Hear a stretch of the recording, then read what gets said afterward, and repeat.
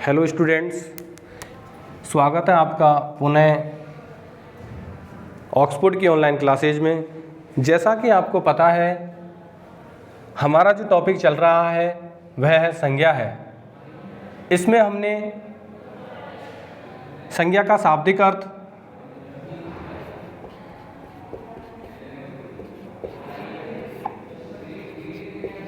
संज्ञा की परिभाषा,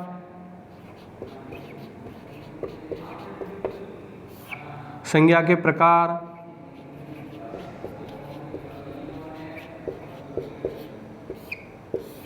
और उन प्रकारों में से व्यक्तिवाचक संज्ञा पर कुछ बात कर ली थी। आज हम जातिवाचक संज्ञा और भाववाचक संज्ञा पर विस्तृत रूप से बात करेंगे। लेकिन इससे पहले जो व्यक्तिवाचक संज्ञा हमने इससे पहले की वीडियो में देखी, समझी, उसको एक बार थोड़ा सा देखें दोबारा से। तो देखिए, व्यक्तिवाचक संज्ञा।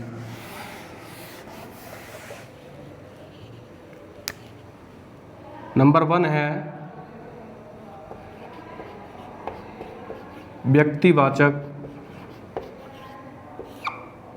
संज्ञा। इसमें विद्यार्थियों, अगर हम इसकी परिभाषा की बात करते हैं तो जिन संज्ञा शब्दों से किसी व्यक्ति,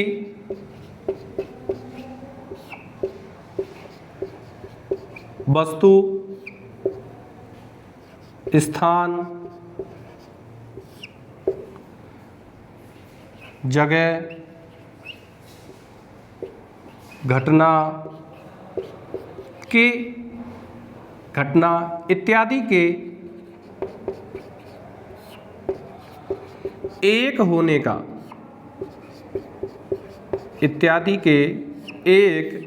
होने का बोध होता है। पुनः देखें, जिन संज्ञा शब्दों से किसी व्यक्ति, वस्तु, स्थान, जगह, घटना और भी हैं इसमें प्राणी इत्यादि के एक होने का बोध होता है, उन्हें हम व्यक्तिवाचक संज्ञा कहते हैं। अगर हम इसके पहचान की बात करें तो एक समझ लें इसमें, क्योंकि व्यक्तिवाचक संज्ञा में नाम आते हैं। ये नाम किसी व्यक्ति का हो सकता है, वस्तु का, स्थान का, जगह का, घटना, प्राणी इत्यादि इनका नाम हो सकता है, उन्हें हम व्यक्तिवाचक संज्ञा कहते हैं। जैसे उदाहरण की बात करें, विभिन्न व्यक्तियों के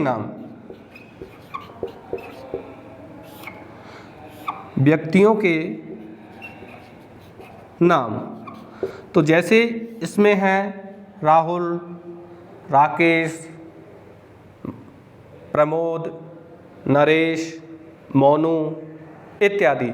जितने भी संसार में व्यक्तियों के नाम हैं, उन सब में व्यक्तिवाचक संज्ञा होती है। नेक्स्ट देखते हैं, जैसे विभिन्न वस्तुओं के नाम, विभिन्न स्थानों के नाम, जैसे ताजमहल, हवा महल, कुतुब मीनार,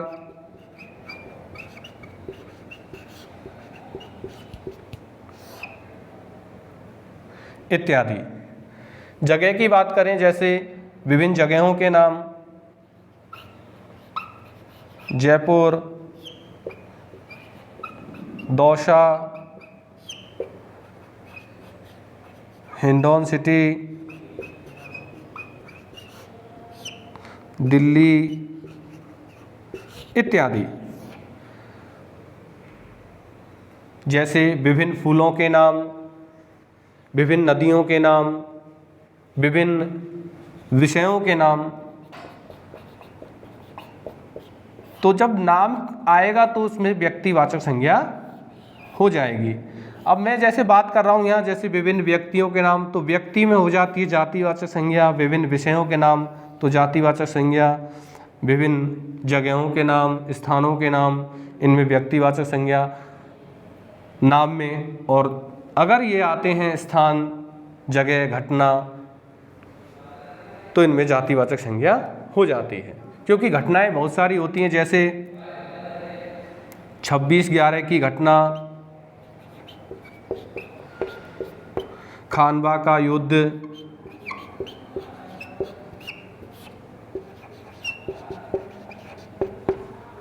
इत्यादि।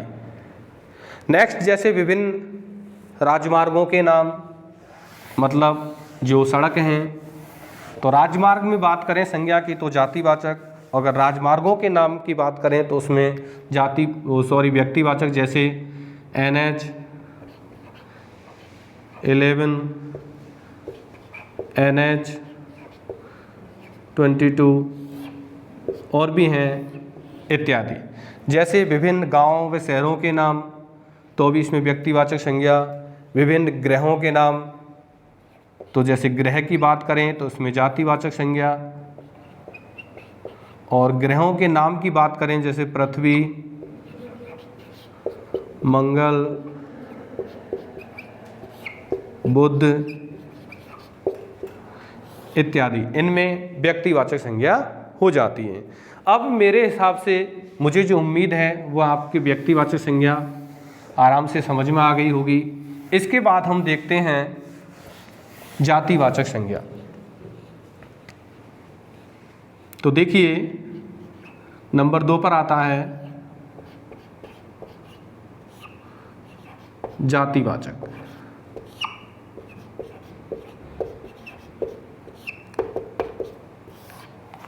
जिन संज्ञा शब्दों से जिन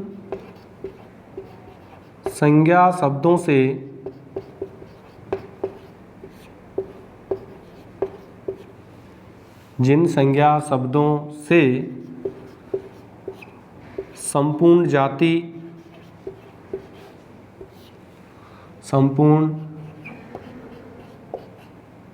मतलब एक जाति, एक जाति, वर्ग, समुदाय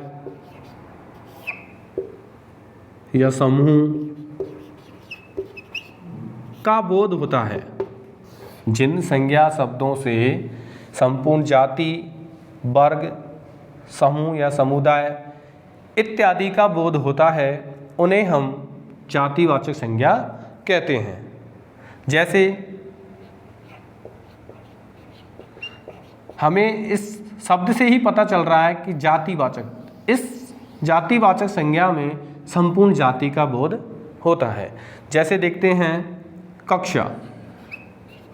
कक्षा जो शब्द है, नाम विशेष का बोध न करा करके एक समूह या वर्ग अर्थात एक जाति का बोध कराता है, इसलिए इसमें जातिवाचक संज्ञा है।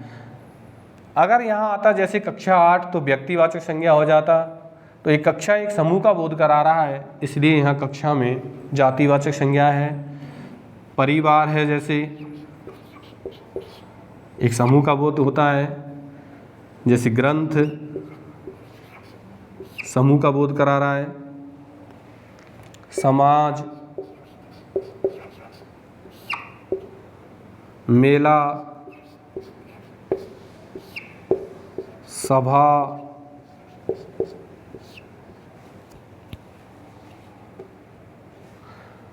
शिक्षक,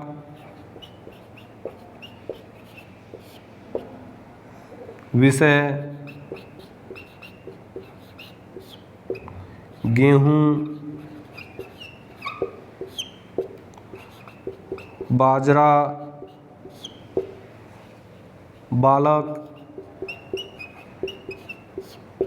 पशु, जानवर,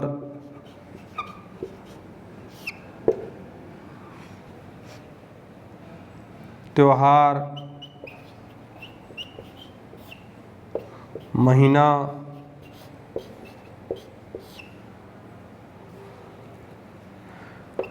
मंडली, गुच्छा,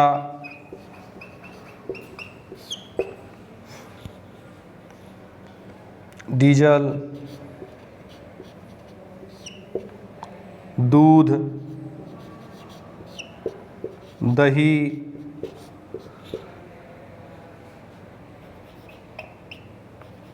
छाछ,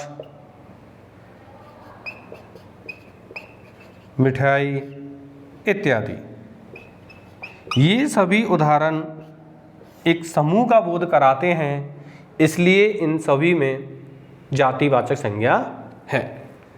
इसके बाद हम जातिवाचक संज्ञा के भेद की बात करें तो जातिवाचक संज्ञा के दो भेद होते हैं। नंबर 1 है उनमें द्रव्यवाचक संज्ञा और नंबर 2 पे है समूहवाचक संज्ञा। नंबर 1 है इसमें द्रव्य या पदार्थवाचक संज्ञा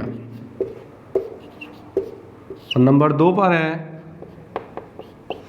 समूह या समुदायवाचक संज्ञा।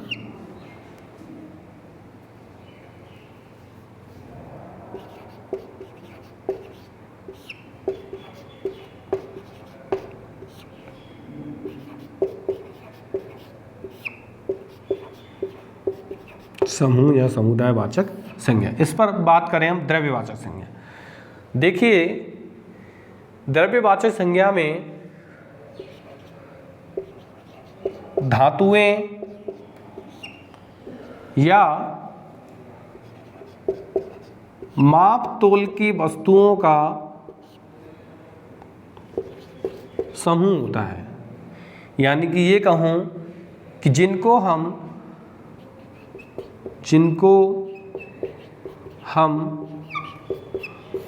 माप सकते या तोल सकते हैं।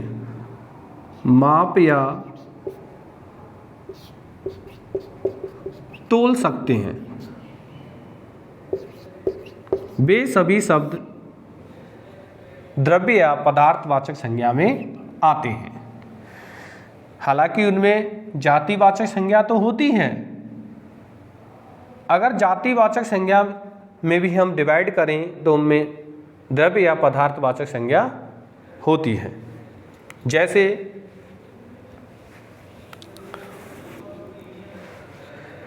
जैसे मिठाई।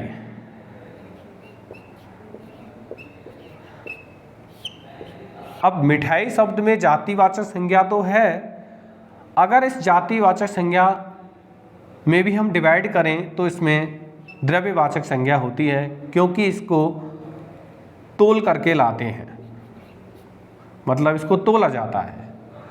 जैसे आम, डीजल, पेट्रोल, इनको मापा जाता है। गेहूं, बाजरा, घी, तेल, पानी, दूध, दही, छाछ, यहाँ की ऊन, इसको भी हम तोल करके लेते हैं। तो ऊन में भी द्रव्यवाचक या पदार्थवाचक संज्ञा है। जैसे तावा, लोहा,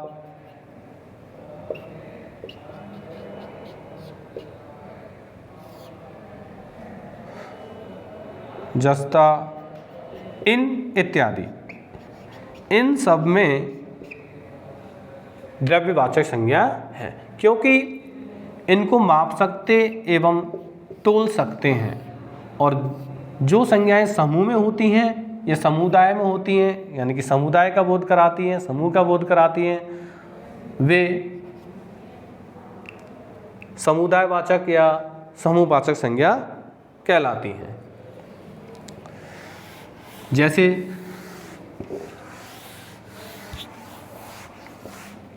यानी कि इसमें व्यक्ति, वस्तु या प्राणी का, इसमें व्यक्ति, वस्तु या प्राणी का समूह होता है, अर्थात जिनसे समूह या समुदाय का बोध होता है उन्हें समूहवाचक संज्ञा कहते हैं। जैसे सभा, मंत्री, गुच्छा, शिक्षक, अध्यापक,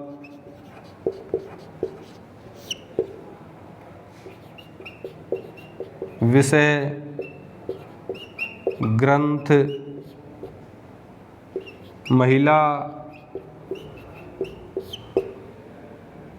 बालक इत्यादि।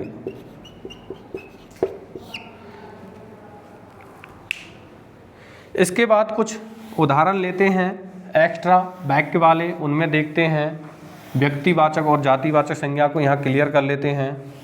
देखिए,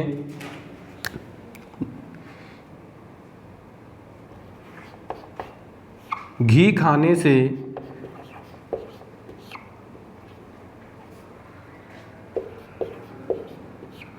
बुद्धि आती है।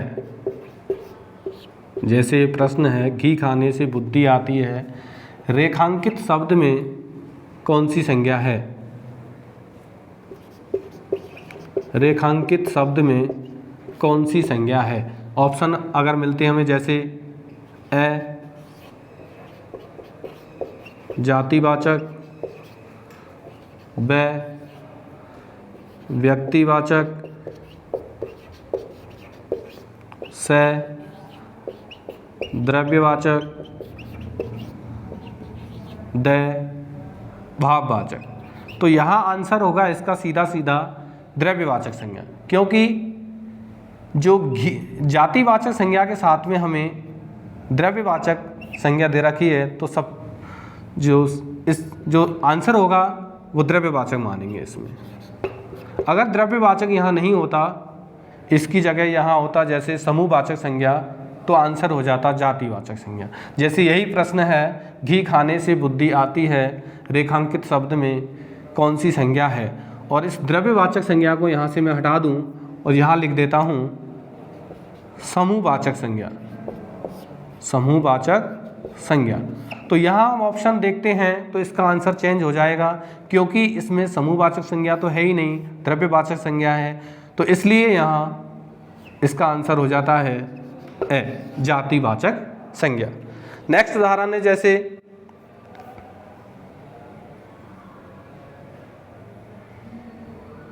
गंगा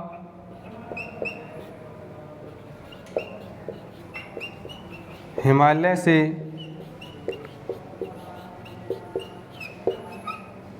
निकलती है,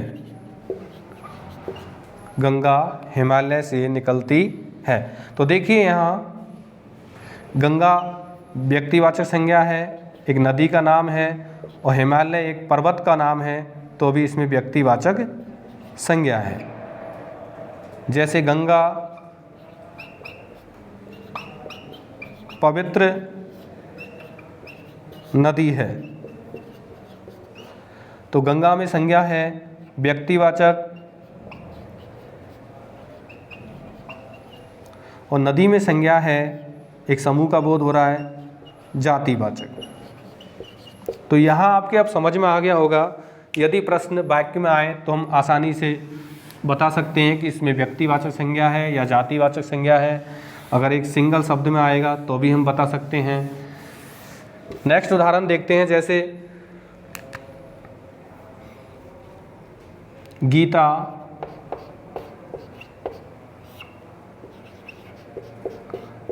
धार्मिक ग्रंथ है। गीता धार्मिक ग्रंथ है। तो गीता में संज्ञा की बात करें, जैसे व्यक्तिवाचक संज्ञा, और ग्रंथ में संज्ञा की बात करें तो इसमें जातिवाचक संज्ञा है, क्योंकि एक समूह का बोध करा रहा है। अगर विभिन्न ग्रंथों के नाम आ जाते हैं तो उसमें व्यक्तिवाचक संज्ञा, और एक केवल ग्रंथ मिला है हमें तो उसमें जातिवाचक संज्ञा होती है। इसके बाद संज्ञा का भेद आता है नंबर 3, भाववाचक संज्ञा। देखिए, जिन संज्ञाओं को हम देख नहीं सकते, स्पर्श नहीं कर सकते, उनका तो केवल हृदय से, उन्हें तो केवल हृदय से महसूस कर सकते हैं, उन्हें हम भाववाचक संज्ञा कहते हैं। या किसी व्यक्ति प्राणी के गुण दोषों के बारे में बताए, उसे भाववाचक संज्ञा कहते हैं। जैसे प्रेम, पाप, मानवता, हंसी इत्यादि। अब भाववाचक संज्ञाओं का जो निर्माण होता है वह 5 प्रकार से होता है। संज्ञा के द्वारा, यानी कि संज्ञा शब्दों से,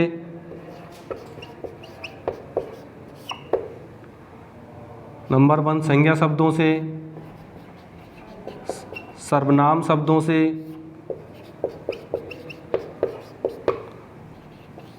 विशेषण शब्दों से, क्रिया शब्दों से, और लास्ट है अव्यय शब्दों से। भाववाचक संज्ञा की पहचान होती है कि इनके शब्दों के अंत में प्रत्यय जुड़ा रहता है, यानी कि प्रत्यय लगा करके हम भाववाचक संज्ञा बना सकते हैं। जैसे संज्ञा से देखते हैं, राम में व्यक्तिवाचक संज्ञा है, अगर हम उसमें त्वय प्रत्यय लगा देते हैं तो रामत्व बनता है। जैसे लड़का है, जातिवाचक संज्ञा, लड़का में अगर हमने पन प्रत्यय लगा दिया तो संज्ञा बन गई भाववाचक लड़कपन। और भी उदाहरण हैं, जैसे मनुष्य धनता, मनुष्यता। सर्वनाम से देखें, जैसे मम धनता बराबर ममता, या मम प्लस त्वय बराबर ममत्व। निज धनता बराबर निजता। तो भाववाचक संज्ञा की हम आराम से पहचान कर सकते हैं कि इनमें प्रत्यय जुड़ा रहता है। विशेषण से देखें, जैसे सुंदर, धनता बराबर सुंदरता।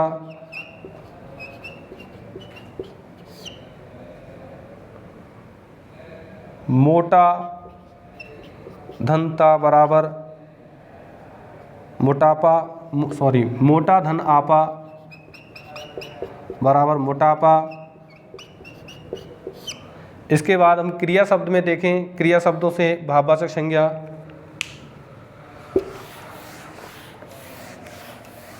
तो लिख धन आई बराबर लिखाई।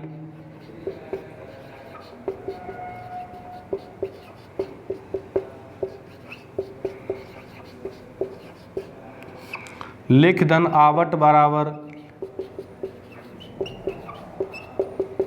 लिखावट। और भी बहुत सारी संज्ञाएं बन सकती हैं भाववाचक क्रिया शब्दों से। लास्ट है इसमें अव्यय शब्दों से,